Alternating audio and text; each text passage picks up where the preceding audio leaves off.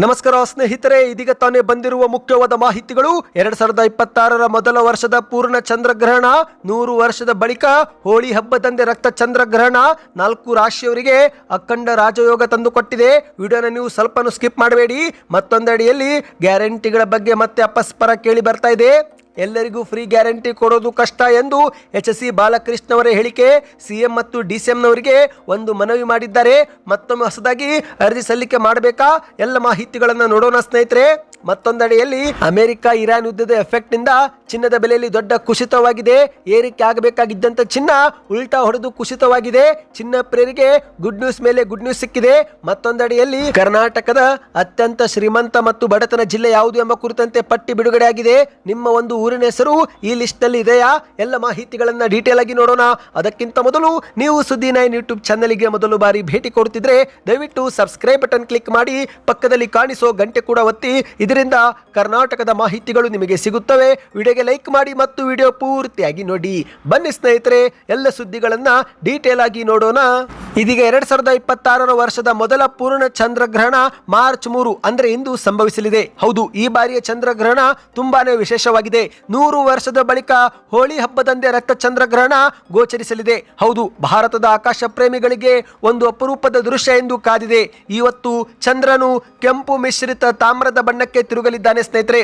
ವಿಜ್ಞಾನಿಗಳು ಇವತ್ತಿನ ಒಂದು ಚಂದ್ರಗ್ರಹಣವನ್ನು ಬ್ಲಡ್ ಮೂನ್ ಎಂದು ಕೂಡ ಕರೆದಿದ್ದಾರೆ. ಹೌದು, ಕೆಂಪು ಬಣ್ಣಕ್ಕೆ ತಿರುಗುವ ಪರಿಣಾಮ ಈ ಒಂದು ಗ್ರಹಣವನ್ನು ವಿಜ್ಞಾನಿಗಳು ಬ್ಲಡ್ ಮೂನ್ ಎಂದು ಕರೆದಿದ್ದಾರೆ. ಹೌದು ಸ್ನೇಹಿತರೆ, ಸಾಮಾನ್ಯವಾಗಿ ಸೂರ್ಯ, ಭೂಮಿ ಮತ್ತು ಚಂದ್ರ ಒಂದೇ ಸರಳ ರೇಖೆಯಲ್ಲಿ ಬಂದಾಗ ಭೂಮಿಯ ನೆರಳು ಚಂದ್ರನ ಮೇಲೆ ಬೀಳುತ್ತದೆ. ಇನ್ನು ಈ ಸಮಯದಲ್ಲಿ ಭೂಮಿಯ ವಾತಾವರಣ ಮೂಲಕ ಹಾದು ಹೋಗುವ ಸೂರ್ಯನ ಬೆಳಕು ಚದುರಿ ಕೇವಲ ಕೆಂಪು ಬಣ್ಣದ ಕಿರಣ ಮಾತ್ರ ಚಂದ್ರನ ಮೇಲೆ ಬೀಳುತ್ತವೆ. ಹಾಗಾಗಿ ಚಂದ್ರ ಇಂದು ಕೆಂಪು ಬಣ್ಣದಲ್ಲಿ ಕಣ್ಣಿಗೆ ಕಾಣಿಸಲಿದ್ದಾನೆ. ಅಂದಹಾಗೆ ಸ್ನೇಹಿತರೆ, ಗ್ರಹಣದ ಆರಂಭ ಮಧ್ಯಾಹ್ನ 3:20ರಿಂದ ಸಂಜೆ 6:48ರವರೆಗೆ ಅತಿಯಾಗಿ ಇರಲಿದೆ ಎಂದು ಹೇಳಲಾಗ್ತಾ ಇದೆ. ಹೌದು, ಪ್ರಾರಂಭದ ಸಮಯ 3:20, ಪೂರ್ಣ ಗ್ರಹಣ ಆರಂಭವಾಗುವ ಸಮಯ 4:34, ಇನ್ನು ಗರಿಷ್ಠ ಹಂತ ಮಟ್ಟ ತಲುಪುವ ಸಮಯ 5:10ರಿಂದ 5:25 ಎಂದು ಹೇಳಲಾಗ್ತಾ ಇದೆ.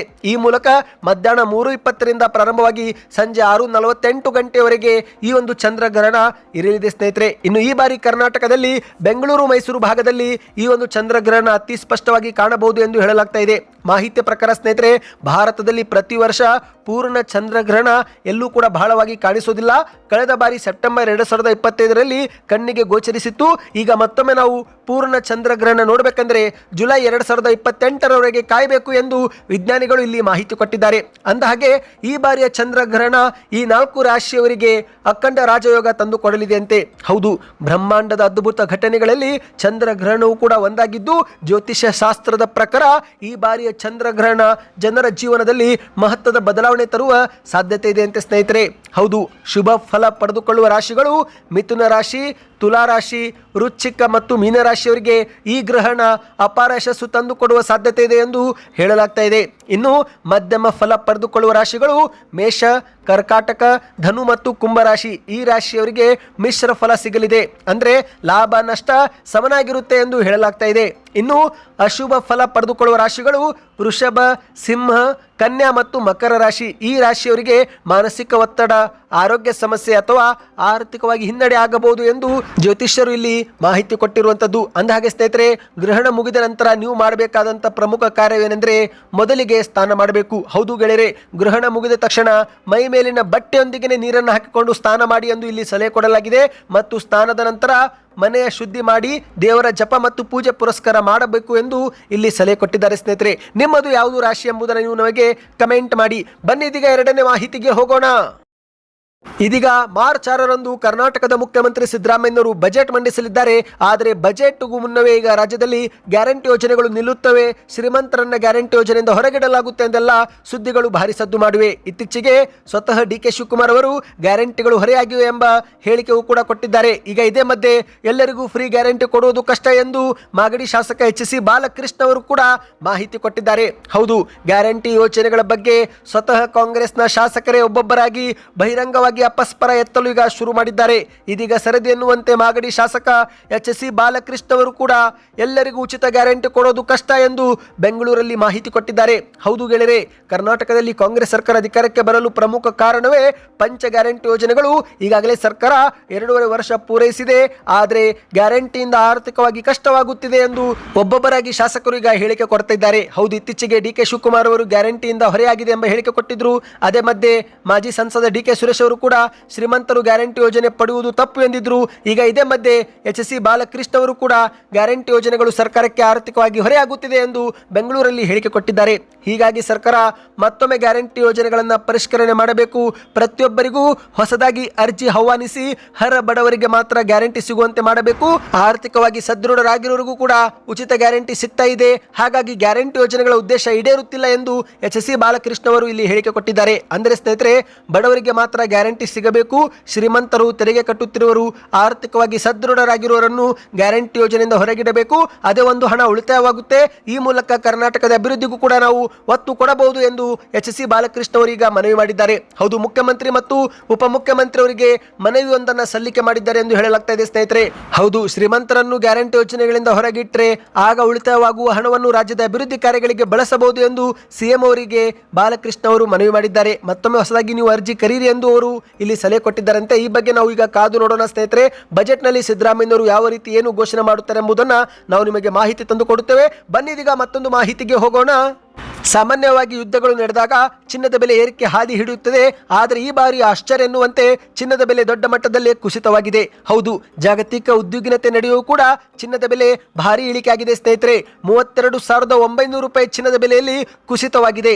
ಹೌದು, ನಿಮಗೆಲ್ಲರಿಗೂ ಗೊತ್ತಿರುವಂತೆ ಮಧ್ಯಪ್ರಾಚ್ಯದಲ್ಲಿ ಉದ್ವಿಗ್ನತೆ ಶುರುವಾಗಿದೆ. ಇರಾನ್ ಮೇಲೆ ಇಸ್ರೇಲ್ ಅಮೆರಿಕ ಒಗ್ಗಟ್ಟಾಗಿ ರಣದಾಳಿ ಮಾಡುತ್ತಿವೆ. ಇತ್ತ ಇರಾನ್ ಕೂಡ ಇಸ್ರೇಲ್ ಅಮೆರಿಕದ ವಿರುದ್ಧ ತೊಡೆತಟ್ಟಿ ನಿಂತಿದೆ. ಇಂತಹ ಸಮಯದಲ್ಲಿ ಜಾಗತಿಕ ಮಾರುಕಟ್ಟೆಯಲ್ಲಿ ಸಂಚಲನ ಸೃಷ್ಟಿಯಾಗಿದ್ದು, ಒಂದು ಕಡೆಯಲ್ಲಿ ತೈಲ ಬೆಲೆ ಏರಿಕೆಯಾಗಿದೆ, ಭಾರತೀಯ ಷೇರು ಮಾರುಕಟ್ಟೆ ಕುಸಿತ ಕಂಡಿದೆ. ಇನ್ನು ಚಿನ್ನದ ಬೆಲೆ ಏರಿಕೆ ಆಗಬೇಕಿತ್ತು, ಆದರೆ ಗುಡ್ ನ್ಯೂಸ್ ಅನ್ನುವಂತೆ ಚಿನ್ನದ ಬೆಲೆ ಇಳಿಕೆಯಾಗಿದೆ. ಹೌದು ಸ್ನೇಹಿತರೆ, ನಿಜಕ್ಕೂ ಚಿನ್ನ ಬೆಲೆ ಇಳಿಕೆಯಾಗಿರುವುದು ಒಂದು ಖುಷಿ ಸಂಗತಿ. ಇಂತಹ ಜಾಗತಿಕ ಬೆಳವಣಿಗೆಗಳು ಕಂಡಾಗೆಲ್ಲ ಚಿನ್ನದ ಬೆಲೆ ಏರಿಕೆ ಹಾದಿ ಹಿಡಿಯುತ್ತದೆ.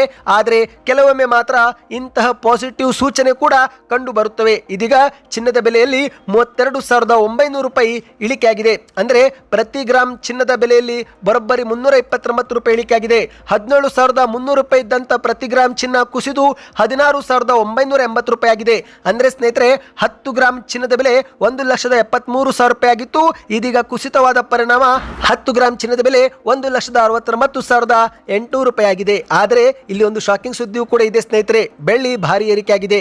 ಹೌದು, 1 ಗ್ರಾಮ್ 295 ಇದ್ದಂತ ಬೆಳ್ಳಿ ಈಗ ಏರಿಕೆಯಾಗಿ 330 ರೂಪಾಯಿ ಆಗಿದೆ. ಅಂದ್ರೆ 1 ಕೆಜಿ ಬೆಳ್ಳಿ ಏನು 2,95,000 ರೂಪಾಯಿ ಇತ್ತು, ದಿಢೀರನೆ ಏರಿಕೆಯಾಗಿ 3,30,000 ರೂಪಾಯಿ ಆಗಿದೆ. ಇನ್ನು ಮಾಹಿತಿಯ ಪ್ರಕಾರ ಚಿನ್ನ ಕುಸಿತವಾದರೂ ಬೆಳ್ಳಿ ಕುಸಿಯೋದಿಲ್ಲ, ಬೆಳ್ಳಿ 5 ಲಕ್ಷ ದಾಟುತ್ತೆ ಎಂದು ಆರ್ಥಿಕ ತಜ್ಞರು ಇಲ್ಲಿ ಹೇಳಿಕೆ ಕೊಟ್ಟಿದ್ದಾರೆ. ಹೌದು, ಮುಂಬರುವ ದಿನಗಳಲ್ಲಿ ಬೆಳ್ಳಿ ಊಹಿಸಲು ಕೂಡ ಆಗದಷ್ಟು ಏರಿಕೆ ಆಗುತ್ತೆ ಎಂದು ಇಲ್ಲಿ ತಜ್ಞರು ಅಭಿಪ್ರಾಯಪಟ್ಟಿದ್ದಾರೆ. ನಿಮ್ಮ ಪ್ರಕಾರ ಚಿನ್ನ ಬೆಳ್ಳಿ ಕುಸಿತವಾಗಬೇಕು, ಏರಿಕೆ ಆಗಬೇಕು? ಕಮೆಂಟ್ ಮಾಡಿ. ಬನ್ನಿ ಇದೀಗ ಕೊನೆಯ ಮಾಹಿತಿಗೆ ಹೋಗೋಣ ಸ್ನೇಹಿತರೆ. ಈ ಒಂದು ಮಾಹಿತಿ ನೋಡೋ ಮೊದಲು ನಿಮ್ಮದು ಯಾವುದು ಜಿಲ್ಲೆ ಎಂಬುದನ್ನು ನೀವು ಕಮೆಂಟ್ ಮಾಡಿ. ಇದೀಗ ಕರ್ನಾಟಕದ ಅತ್ಯಂತ ಶ್ರೀಮಂತ ಜಿಲ್ಲೆಯ ಒಂದು ಮಾಹಿತಿಗಳು ಲಭ್ಯವಾಗಿದೆ.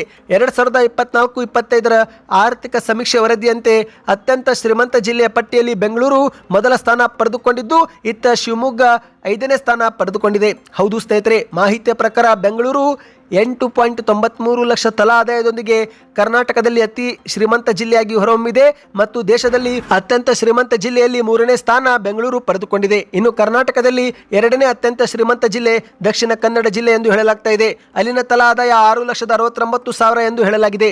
3ನೇದಾಗಿ ಉಡುಪಿ ಜಿಲ್ಲೆ 5,84,000 ತಲಾ ಆದಾಯದೊಂದಿಗೆ ಉಡುಪಿ 3ನೇ ಸ್ಥಾನ. ಇನ್ನು 4ನೇ ಸ್ಥಾನವನ್ನು ಚಿಕ್ಕಮಗಳೂರು ಜಿಲ್ಲೆ ಪಡೆದುಕೊಂಡಿದ್ದು, ಇಲ್ಲಿನ ಆದಾಯ 5,69,000 ಎಂದು ಹೇಳಲಾಗ್ತಾ ಇದೆ. ಇನ್ನು ಕೊನೆಯ 5ನೇ ಸ್ಥಾನ ಶಿವಮೊಗ್ಗ ಜಿಲ್ಲೆ ಪಡೆದುಕೊಂಡಿದೆ. ಸ್ನೇಹಿತರೆ, ನಿಮ್ಮದು ಯಾವುದು ಜಿಲ್ಲೆ ಎಂಬುದನ್ನು ನೀವು ಕಮೆಂಟ್ ಮಾಡಿ. ಮತ್ತು ಇದೇ ರೀತಿ ಕರ್ನಾಟಕದ ಬಡತನ ಜಿಲ್ಲೆಯ ಒಂದು ಪಟ್ಟಿ ಕೂಡ ಬಿಡುಗಡೆಯಾಗಿದೆ. ಹೌದು, 2019-20 ಮಾಹಿತಿಯ ಪ್ರಕಾರ ಯಾದಗಿರಿ ಜಿಲ್ಲೆ ಅತ್ಯಂತ ಬಡತನ ಜಿಲ್ಲೆ ಎಂದು ಹೇಳಲಾಗ್ತಾ ಇದೆ. ಹೌದು, 2019-20 ಇಸ್ವಿಯ ಅಂಕಿಅಂಶ ಪ್ರಕಾರ ನೋಡುವುದಾದ್ರೆ ಯಾದಗಿರಿ ಜಿಲ್ಲೆ ಅತಿ ಹೆಚ್ಚು ಬಡತನ ಹೊಂದಿರುವ ಜಿಲ್ಲೆ ಎಂದು ಹೇಳಲಾಗ್ತಾ ಇದೆ. ಎರಡನೇ ಬಡತನ ಹೊಂದ ಜಿಲ್ಲೆ ರಾಯಚೂರು, ಮೂರನೇದ್ದು ಕಲಬುರಗಿ, ನಾಲ್ಕನೇದ್ದು ಕೊಪ್ಪಳ ಮತ್ತು ಐದನೇದ್ದು ವಿಜಯಪುರ ಎಂದು ಅಂಕಿಅಂಶಗಳು ಹೇಳುತ್ತಿವೆ. ಸ್ನೇಹಿತರೆ, ನಿಮ್ಮದು ಯಾವುದು ಜಿಲ್ಲೆ ಎಂಬುದನ್ನು ನೀವು ಕಮೆಂಟ್ ಮಾಡಿ. ಇದರಿಂದ ಒಂದು ಉತ್ತಮ ಫೀಡ್ಬ್ಯಾಕ್ ಸಿಗುತ್ತೆ. ಈ ಎಲ್ಲ ಮಾಹಿತಿ ಇಷ್ಟವಾಗಿದ್ದರೆ ಚಾನಲ್ಗೆ ಸಬ್ಸ್ಕ್ರೈಬ್ ಮಾಡ್ಕೊಳ್ಳಿ ಮತ್ತು ನಿಮ್ಮ ಅನಿಸಿಕೆಗಳನ್ನು ಈಗಲೇ ಕಮೆಂಟ್ ಮಾಡಿ.